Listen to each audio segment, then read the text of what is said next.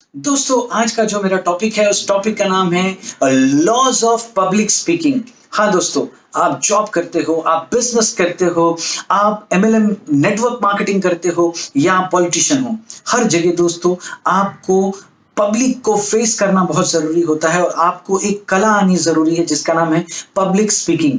अगर आपने मेरे इन बताए हुए लॉस को अपने लाइफ में इनकलकेट किया दोस्तों, तो मैं आपसे वादा करता हूं कि आप बहुत अच्छे पब्लिक स्पीकर बन जाओगे। तो ये जो मैंने टॉपिक लाया दोस्तों, ये मेरे ट्रेन द ट्रेनर प्रोग्राम से है, जहां मैं लोगों को अपने लॉस सिखाता हूं और उस लॉस को अगर आपने अपने लाइफ में लाया दोस्तों, तो आप एक बहुत अच्छे स्पीकर बन जाओगे। तो शुरू करते हैं विद पॉजिटिव एनर्जी। जो पहला लॉ है दोस्तों, वो है gain commitment bye connecting with audience. हाँ दोस्तों, जब भी आप ऑडियंस से जाते हो, मिलते हो और अब बात करने की कुछ कोशिश करते हो या अपने टॉपिक्स को उनके सामने रखते हो, तो सबसे जरूरी है कि आपको उनका कमिटमेंट गेन करना। हाँ दोस्तों, जब आप उनका कमिटमेंट गेन करोगे, जब आप उनको जीत लोगे, तो वो आपको ध्यान से सुनेंगे। यानी जब भी आप कोई स्पीच देते हो या किसी से बातचीत करते हो, चाहे वो फोन पे हो, चाहे वो स्टेज पे हो, चाहे वो 2 लोगों के साथ हो या 2 लाख लोगों के साथ हो, सबसे पहली और जरूरी चीज है कि आपको उनका कमिटमेंट गेन करना। आप कैसे कमिटमेंट गेन करोगे? जैसे मैंने शुरुआत किया कि ये वीडियो बिजनेसमैन लोगों के लिए है, जॉब करने वालों के लिए है, एमएलएम नेटवर्कर के लिए है, और ये वीडियो पॉलिटिशियंस के लिए है, और ये वीडियो स्टूडेंट्स के लिए भी है। तो मैंने क्या किया, सबसे पहले आपका कमिटमेंट गेन करने की कोशिश की। और अगर फॉर एग्जाम्पल आप इन किसी भी क्षेत्र से बिलोंग करते हो, तो आप ये पूरा मेरा वीडियो देखोगे। डेफिनेटली ये वीडियो देखने के बाद में आपके अंदर क्या आ जाएगा, एक ऐसी इच्छा जागेगी कि हाँ, अगर मैं ये सारे लॉस को अपने अंदर डालता हूं तो मैं एक अच्छा स्पीकर बनूंगा। तो दोस्तों, सबसे पहला है कि आपको अपने ऑडियंस का कमिटमेंट गेन करना है। जब आप अपने ऑडियंस का कमिटमेंट गेन करोगे दोस्तों, तो आप एक अच्छे पब्लिक स्पीकर बन जाओ। सेकेंड है speak with passion and you will inspire other. हाँ दोस्तों, आपको पैशन से बात करना होगा। जब भी हम कोई टॉपिक पे बात करते हैं दोस्तों, अगर आप पैशनेट रहोगे तो लोग आपको सुनने पे मजबूर हो जाएंगे। अगर आप पैशनेट नहीं हो, अगर आप में वो जोश नहीं है, अगर आप में वो उत्साह नहीं है, तो लोग आपको नहीं सुनेंगे। यानी आपको क्या करना है, लोगों के साथ में पैशनेटली जुड़ना है। अगर आप पैशनेटली जुड़ोगे तो लोग आपको सुनेंगे। वो पागलपन होना चाहिए, वो बातों में वो ताकत होनी चाहिए, वो शब्दों में वो ताकत होनी चाहिए कि लोग आपके साथ में आखिर तक बने रहे। Third one is your best speaking style is your own. हाँ दोस्तों, हमें कभी किसी को कॉपी पेस्ट नहीं करना है। यानी अगर मैं बात कर रहा हूं और आप बोलो हाँ ये अमिताभ बच्चन जी की तरह बात कर रहा है या वो उस स्पीकर की तरह बात कर रहा है, ऐसा नहीं होना चाहिए दोस्तों। जब भी आप पब्लिक स्पीकिंग करो तो आपकी खुद की एक स्टाइल होनी चाहिए। जब आप अपनी स्टाइल बनोगे तो भीड़ से हट के दिखोगे दोस्तों। इसलिए जब भी आप पब्लिक स्पीकिंग करोगे तो आपको किसी को कॉपी नहीं करना है, अपनी खुद की एक स्टाइल बनानी है, अपना खुद का एक फोटे बनाना है, अपना एक अलग ही रुतबा बनाना है। यानी लोग जब आपको सुने तो बोले कि हाँ भाई, ये इरफान कौचाली की स्टाइल है, ये XYZ की स्टाइल है, और आपको लोग कॉपी करना चाहिए, ना कि आप लोगों को कॉपी करना चाहिए। नेक्स्ट है never begin a speech without a goal. हाँ दोस्तों, आज जब मैंने ये आप लोगों के साथ में अपना वीडियो रखा है, तो मेरा गोल है कि जो भी बंदा पब्लिक स्पीकिंग करने जा रहा है तो उसको ये लॉस पता होने चाहिए, और जब वो लॉस उसको पता होंगे, जब ये नियम उसको पता होंगे, तो वो लोगों के साथ में अच्छे से बात कर सकेगा। ये मेरा गोल है। वैसे ही आपका गोल क्लियर होना चाहिए कि जब भी मैं लोगों से बात करूं तो मुझे लोगों के साथ में क्या क्लियर करना है, मुझे उसको क्या एक्सप्लेन करना है। अगर मैं विदाउट गोल जाता हूं तो कभी भी मैं अपनी स्क्रिप्ट नहीं लेके जाऊंगा, कभी भी मैं ये नहीं सोच पाऊंगा कि मुझे क्या बात करना है। मैं कुछ भी बात करूंगा दोस्तों, और उसका इंपैक्ट जो होगा वो बहुत ही खराब होगा। इसलिए जब भी मैं बात करूं दोस्तों, तो मेरे बात करने का एक गोल होना चाहिए, एंड गोल होना चाहिए कि भाई मुझे लोगों तक कौन सा मैसेज पहुंचाना है, मुझे लोगों तक क्या बोलना है। अगर ये मेरा लॉ क्लियर हो जाता है तो डेफिनेटली दोस्तों मुझे लोग सुनेंगे, मुझे लोग फॉलो करेंगे। इसलिए जब भी आप लोगों के सामने बात करो तो आपको अपना गोल डिसाइड करना है और उसी गोल के ऊपर आपको लास्ट तक बने रहना है।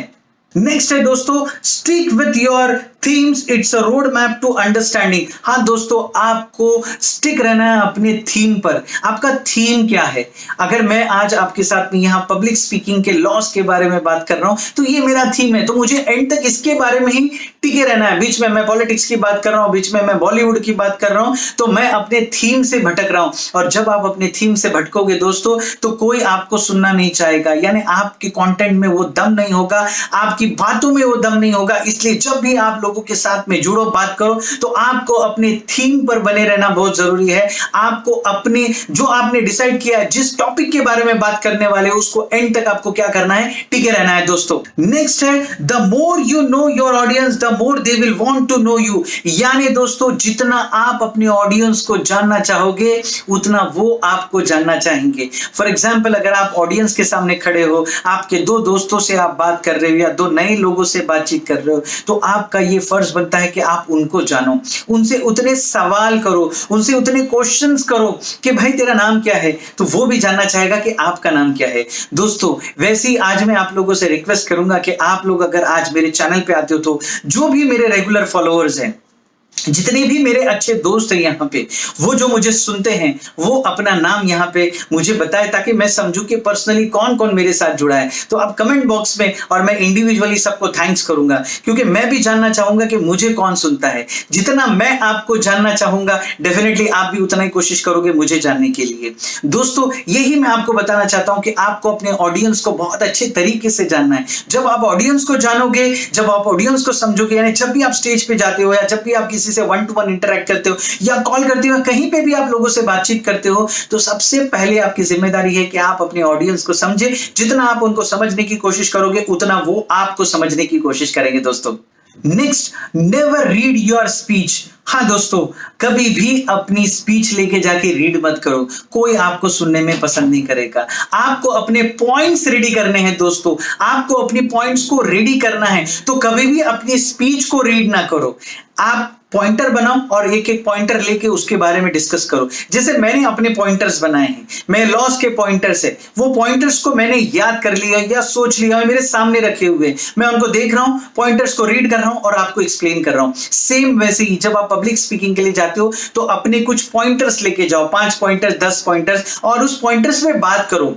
अगर आप स्पीच में बात करोगे, तो लोग आपसे इंटरेस्ट नहीं होंगे, लोग आपसे कनेक्ट नहीं होंगे, लोगों का ध्यान डिस्ट्रैक्ट होगा। इसलिए आपको क्या करना है दोस्तों, आपको कभी भी अपनी स्पीच को रीड नहीं करना है, आपको लोगों से डायरेक्टली कनेक्ट होना है, विदाउट वॉचिंग या without reading your script. Next law है practice, then practice, then again practice. दोस्तों, ये बहुत इंपॉर्टेंट चीज है। मैं आज ये वीडियो बनाने के लिए मैंने कुछ प्रैक्टिस की, तब मैं आपके सामने आके बैठा हूं दोस्तों। बिना प्रैक्टिस के कुछ नहीं होता है। कोई मुझे कहता है कि मैं अपनी लाइफ में कैसे सक्सेसफुल होऊंगा, तो मैं उसको 10,000 आवर रूल के बारे में बताता हूं। अगर जिंदगी में आप कोई भी काम करते हो और 10,000 घंटे काम करते हो, तो आप उस काम में क्या हो जाओगे? मास्टर हो जाओगे। सेम थिंग दोस्तों, आप जाओ मेरे पुराने वीडियोस देखो, उस वीडियोस में और इस वीडियोस में जमीन आसमान का फर्क है।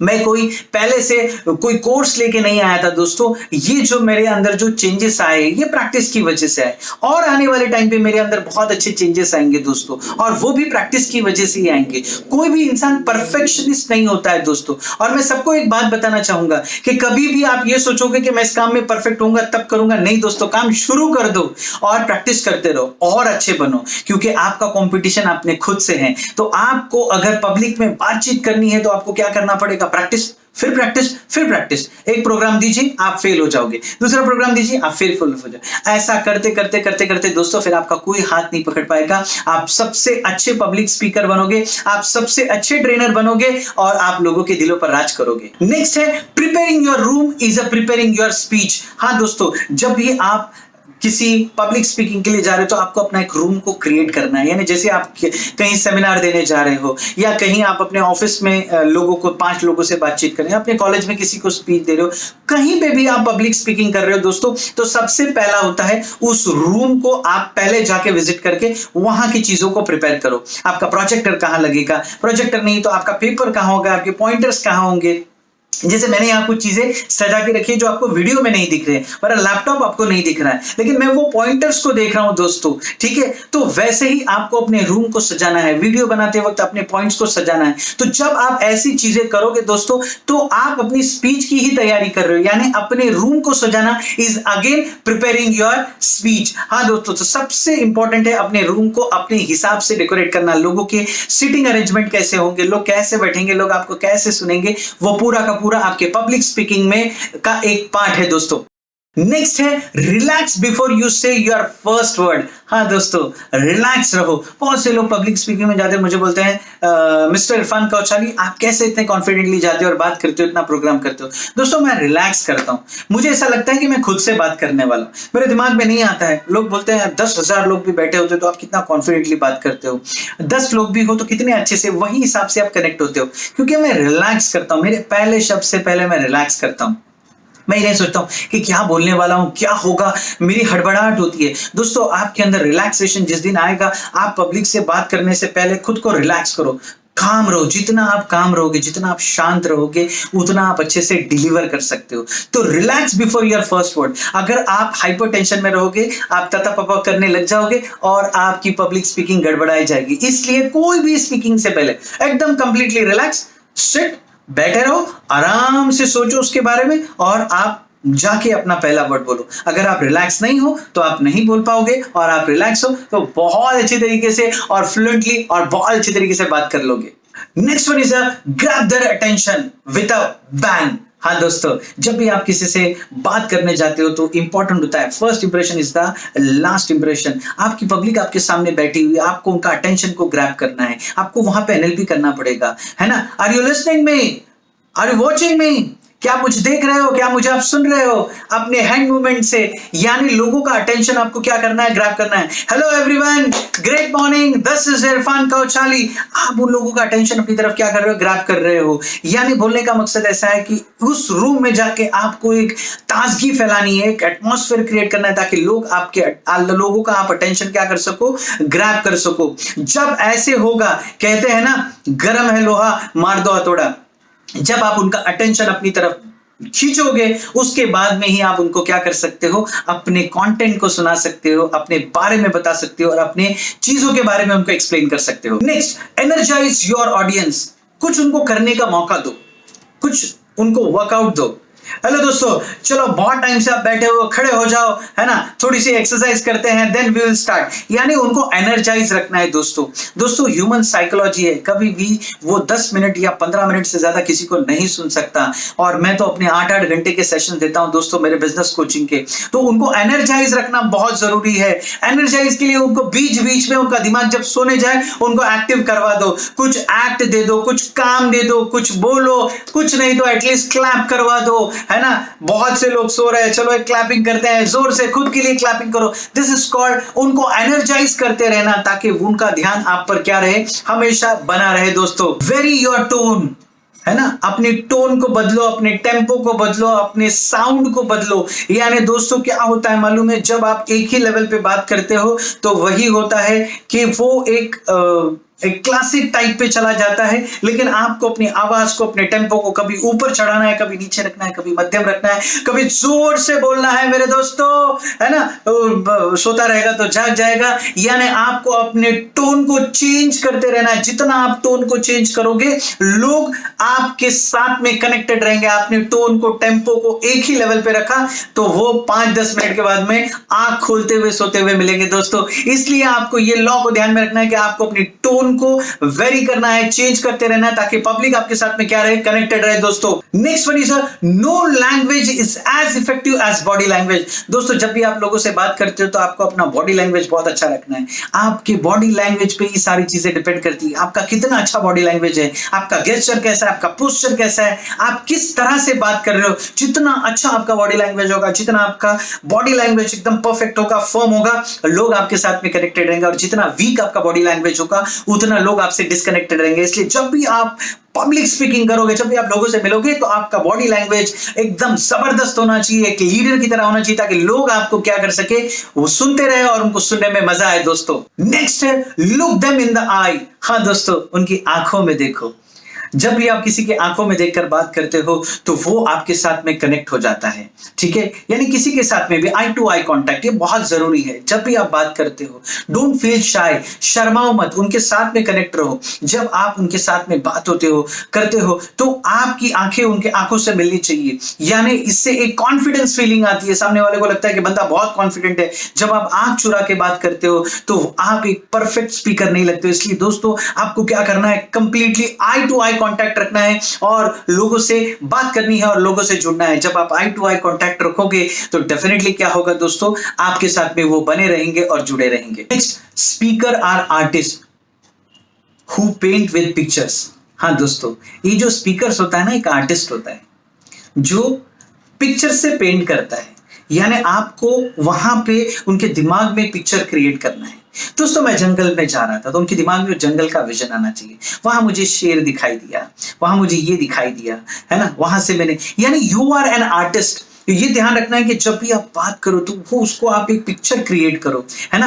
जैसे आप अमीर बन रहे हो, आप करोड़पति बन रहे हो तो उसको फील कराओ कि आप एक अच्छे बंगले में बैठे हुए हो, आप गाड़ी चला रहे हो, आप मोटिवेशन स्पीकर हो। तो आपको लोगों को वो पिक्चर क्रिएट करना है। आप सेल्स करने जा रहे हो तो आपके सामने कस्टमर आपको ना बोल रहा है तो आप उसको कैसे कन्विंस करोगे, आप कैसे, तो आपको उसको पिक्चर क्रिएट करना है। जिस दिन आप उसमें कामयाब हो जाओगे कि मैं आपसे कुछ बात कर रहा हूं, मैं समंदर किनारे बैठा हूं और ठंडी ठंडी हवाएं मेरे पास चल रही है, तो वो फील करना चाहिए उस चीज को लेके। तो ये है एक स्पीकर का काम कि वो आर्टिस्ट है और वो पिक्चर क्रिएट करता है। अगर ऐसा किया तो आप टॉप मोस्ट स्पीकर्स में आपका नाम आना शुरू हो जाएगा दोस्तों और आप अपनी लाइफ में सक्सेसफुल हो जाओगे। Speak 10 for use then I. हाँ दोस्तों, मैं ये नहीं करना चाहिए। यू है ना, मैंने ये किया, मैंने वो किया, मैं ये करता हूं, मैं ये करता हूं। नहीं दोस्तों, आप क्या करते हो, आप कहां जाते हो, आप कैसे हो, आपने क्या किया, आपकी दिनचर्या क्या है, आप कितने बजे उठते हो, आप मेडिटेशन करते हो क्या, आप किताबें पढ़ते हो क्या, आप ये करते हो क्या, आपने क्या किया अपनी लाइफ में, क्या अचीवमेंट्स किया। दोस्तों मुझे कोई स्पीकर खड़ा रहे और अपने बारे में बात करने की बजाय अगर वो मेरे बारे में बात करेगा, मुझसे पूछेगा, तो मैं ज्यादा उसके साथ में इंटरैक्ट रहूंगा। तो दोस्तों आई होना बहुत जरूरी नहीं है, यू होना बहुत जरूरी है। Next, add humour to bring life to a speech. यानी दोस्तों आपको अपने स्पीच पे ह्यूमर लाना बहुत जरूरी है। जोक्स क्रैक करो, कोई जोक मत बोलो, लेकिन आपको स्पॉन्टेनियस जोक बोलना बहुत जरूरी है। ह्यूमर क्रिएट करो ताकि लोग हंसे। देखो दोस्तों, लोगों का नेचर है कि वो आपके साथ में कनेक्टेड तब रहेंगे जब आप उनके साथ में हर एक एक्टिविटी करोगे। इसलिए आपकी स्पीच ह्यूमरस होना बहुत जरूरी है, उसमें हंसी मजाक होना बहुत जरूरी है, ठीक है। उनको हंसी आवे, जब हंसी आती है तो वो आपके साथ में क्या रहेंगे, कनेक्टेड रहेंगे। तो आपको उनके साथ में ह्यूमरस रहना बहुत जरूरी है दोस्तों। Next, for a powerful presentation you have to add visuals impact. यानी आपको क्या करना है दोस्तों, अगर अपना प्रेजेंटेशन को पावरफुल बनाना है तो आपके उस प्रेजेंटेशन में विजुअल इंपैक्ट्स हो। कुछ आपको वीडियो कट्स रखना बहुत जरूरी है, वीडियो की कटिंग्स रखना बहुत जरूरी है, तो वो आपके उस प्रेजेंटेशन को मजा करेगा। खाली स्टैटिस्टिक, खाली कंटेंट, खाली वर्ड पावर तो आपके साथ नहीं रहेगा। बीच में कोई हॉलीवुड का आप उसको विजुअल इंपैक्ट दीजिए, कहीं सॉन्ग्स डालिए, तो उसके दिमाग में वो चलता रहेगा और वो आपके प्रेजेंटेशन को लास्ट तक बहुत इंटरेस्ट के साथ में सुनता रहेगा दोस्तों। Never and with question and answer. Question and answer हमेशा सेकंड लास्ट रखने का दोस्तों।